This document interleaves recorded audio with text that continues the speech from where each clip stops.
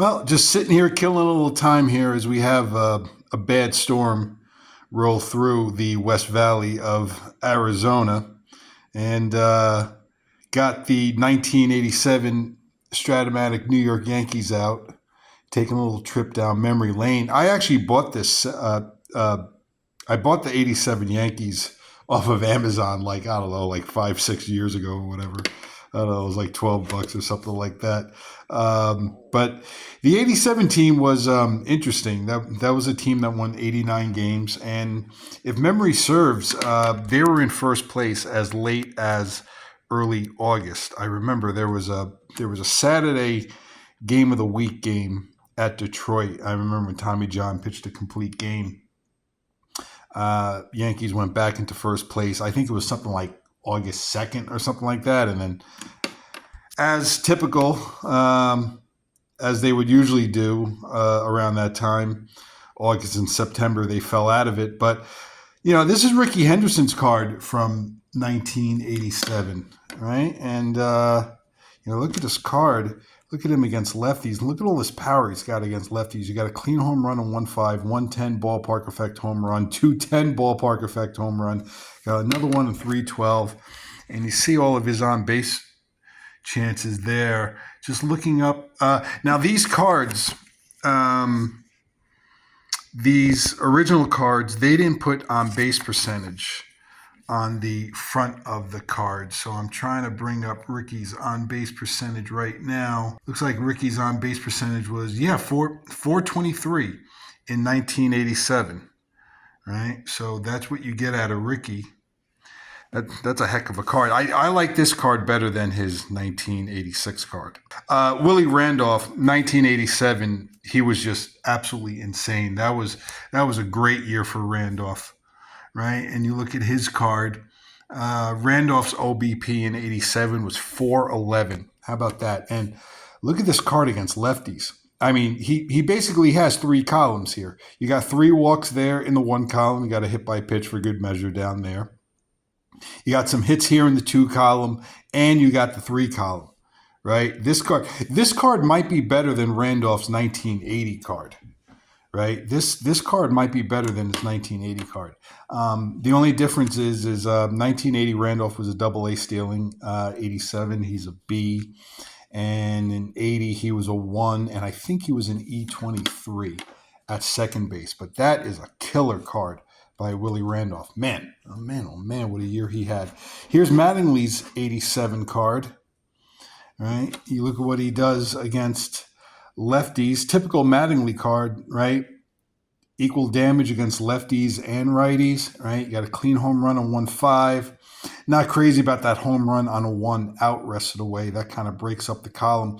But you got a triple 1-2 there, ballpark effect home run, stand up double on 1-9. Love to see that.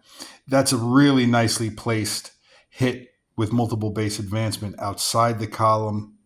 Right, and then you see what he does in the 3 column, and you look at what he does against right-handed pitching. So that's Mattingly's 87 card.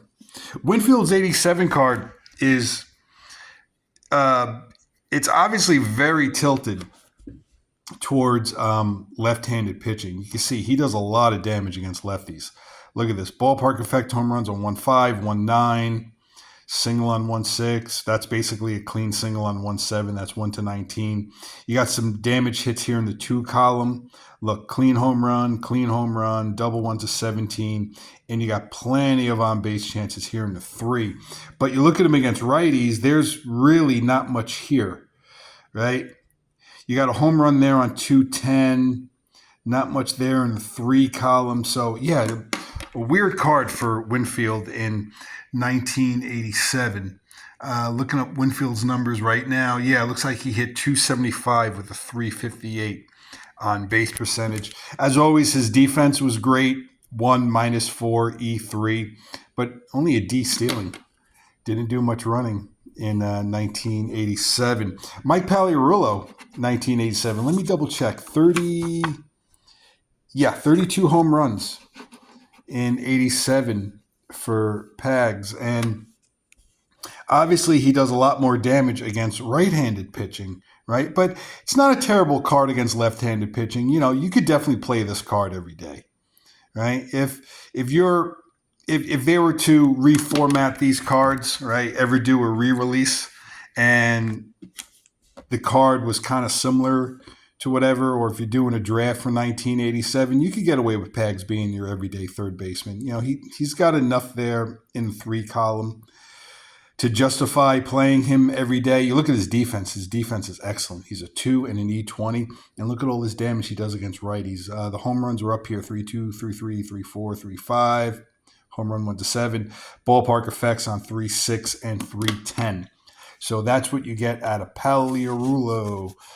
Mike Easler, 1987. If I remember, he was hurt for a little. Yeah, look at that. He only had 167 at-bats.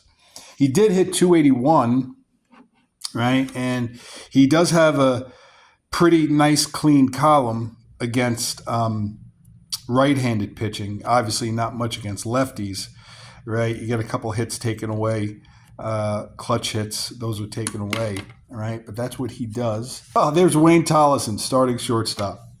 Look at this. 3 and an E22, right? Valuable guy to have on your team as a utility guy because he also plays third base, right? Obviously, he could bunt, so he could do that. He could run the bases pretty well. He's a C, 1-15, right? And I guess when he faces left-handed pitching, you got some on-base chances down there. But, yeah, Wayne Tollison. And, there's Tommy John. Let's see, 13-7 that year. No, 13-6.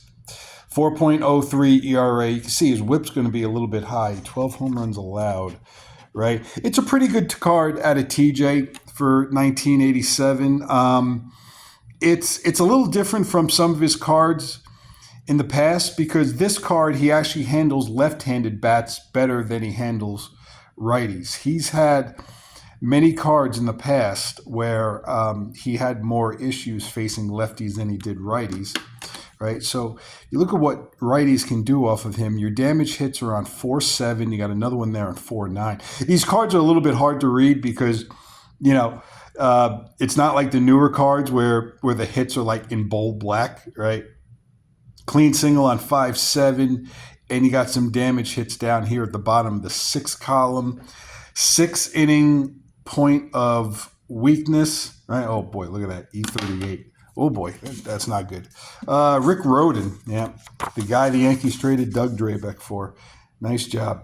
You know, I've always said that the Doug Drabek for Rick Rhoden trade was worse than the Tigers trading Doyle Alexander for John Smoltz because the Tigers needed Doyle Alexander to win that division in 1987, right? And I'll argue that until the cows come home.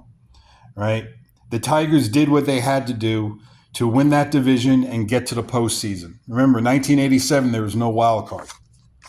But that said, Doug Drabek for Rick Rhoden. Anyway, Rhoden, pretty decent card, 1987. Right, Rhoden pitching in Yankee Stadium would give up some home runs. So you see, you got a clean home run of 5.9, ballpark effects on 5.12 and 6.4. Then you look at him against righties. There is a little bit less. No, actually, it's about the same when it comes to on-base chances, right? And you got the power there, 5.10, 5.12. So that's what you get out of Rick Rhoden. Charles Hudson, yeah, interesting. He had a decent year for the 87 Yanks. 11-7, 3.61 ERA. He had a nice year for them. Pitched as a starter, came out of the pen. If I remember right, I think Charles Hudson was the emergency starter opening day for the 87 Yankees. The opening game at Yankee Stadium, that is. 5-inning point of weakness as a starter, 4 as a reliever, right? -2 hold like that. He's an E0. Lefties can do a little bit of damage off of him, right? You got that string of walks there in the 4. Got some hits here in the 5, and you look at him against righties. I like the fact that he doesn't have the walks in here, right? And then you look at him, the 5-column home run went to 14, ballpark effect home run down there, another ballpark effect home run on 6.3. Good card to have on your team. He had a nice year. Ron Guidry that year. Let's see. Guidry. I think 87 was the year he got to the team late because the Yankees didn't sign him, right? So Guidry that year, 5-8, 3.67, right? Decent ERA, right? But the card is a little bit of a problem. You see when he faces lefties, you got all these hits here in the 6th column, 611, 612 are ballpark effect home runs, and look at all this damage here in the 4 column. Right? I'd say this card's actually a little bit better against righties than it is lefties. Right? So very un-Guidry-like, +2 hold. Right? He is an E0, but yeah, this was the basically the tail end of Guidry's career. Right? Great pitcher for the New York Yankees from the late 70s into the early and mid 80s. Just a great career. Here's Dave Righetti, 1987. Let me see. Regs that year. Yeah, 3.51 ERA, 9 home runs allowed in 95 innings pitched. Yeah, you see 95 hits in 95 innings, plus he allowed 44 walks. So this card is not going to be nearly as good as what you got out of Righetti in 85 or 86. You could see you have a lot of hits here in the 6th column, ballpark effect home runs down there. And again, the 6th column is a problem. I do like the fact that 6-4 is only a home run 1-4 out rested away. All right, so that mitigates a little bit of the damage, but yeah, not a great card out of Righetti. Pat Clemens, here's a nice guy to have in your bullpen, lefty reliever. Look at how he handles left-handed hitting. All right, really like that card. And you look at his card against righties. All right, so there's Pat Clemens. Neil Allen, nobody cares. Tim Stoddard. Let's see, Tim Stoddard, 3.50 ERA. Let me double check his innings pitched. How many innings did he throw? Because it seemed like, only 93 innings pitched. I thought he would have pitched more for the 87 Yanks, right? Much better card when he faces righties than it is lefties, right? You could do a lot of, look at all this damage lefties do off of it. 6-4 is a clean home run, triple, double, single, 4-9's a walk. Got 2 ballpark effect home runs there in the 5 column. So that's Tim Stoddard. Cecilio Guante, don't waste my time. Bill Gullickson, oh boy. Who was the Yankees GM going into 1987? Who put this team together? Gullickson, 4-2, 4.88 ERA. All right, that's what you get out of Gullickson. Take a look here. Who do I got underneath Gullickson? Claudell Washington. All right, good player, Claudell Washington. Hit 279, 9 homers, 312 at-bats. Jerry Royster, one of my favorite Strat guys. Jerry Royster, let's see, 196 at-bats, hit 265. 7 home runs. Let's see where you could play him. Third base defense, he's a 4, but he's only an E20, like that. Shortstop, he's a 4, but only an E21. And he plays left field. Right, so his defense was not great in 1987, but again, like I always said about Jerry Royster, he's always a guy that finds a way to get on base and do some damage with his card, right? You look at this 3 column against righties. You have almost a whole 3 column here. Look at all those walks there, right? Not a bad card out of Jerry Royster. He was a guy who always seemed to put together some good cards. Gary Ward, if I remember right, did not have a good year in 1987. Yeah, 248, 16 homers, 22 doubles, right? I would assume most of his damage is against left-handed pitching, right? Not bad. Right, that's what you get out of Gary Ward. Joel Skinner, nobody cares. Ron Kittle. Let's see, what did Kittle do that year? 277 average and 159 at-bats, 12 home runs. There you see Ron Kittle, right? Does have a nice clean home run on 3-6 there. That's a nice common roll. Bobby Meacham, no thanks. Juan Bonilla, here's a good card to bring off your bench. Right-handed bat, and look at all this damage he does against left-handed pitching. It's a nice card. Even though 3-8 and 3-9, those hits get taken away.